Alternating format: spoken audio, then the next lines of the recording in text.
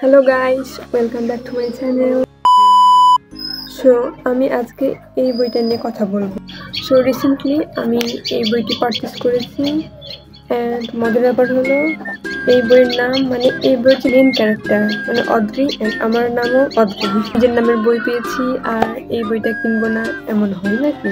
Yes! এই বইটা অনেক ইন্টারেস্টিং একটা বুক। এই বুক কথা প্রকাশনী থেকে প্রকাশ হয়েছে এবং এই বুকের লেখক হলো আসিফ মেহেদি। আপনারা ভালোভাবে নোটিস করে দেখতে পাবেন এই মেয়েটা এন্ড আমি প্রায় সেম দেখতে।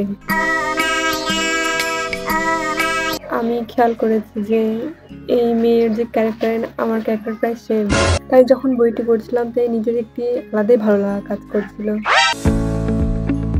বইটিতে মেয়েটির নাম হলো অদ্রি এবং ছেলেটির নাম হলো অদ্রিক। মেয়েটি একটি সুপার ন্যাচারাল পাওয়ার থাকে যেখানে গাছপালার সাথে কথা বলতে পারে এবং সেই গাছপালার সাথে কথা বলার মাধ্যমে জানতে পেরেছে যে এই পৃথিবীতে এলিয়েনরা আক্রমণ করবে এবং এই এলিয়েনদের থেকে পৃথিবীকে বাঁচানোর জন্য অদ্রিক আর আরেকজন বন্ধু পরবর্তীতে তারা এলিয়েনদের সাথে লড়াই করে পৃথিবীকে বাঁচান। লাস্টে আনফরচুনেটলি অদ্রিক মারা যান, although অদ্রিক আমার ফেভারিট ক্যারেক্টার ছিল।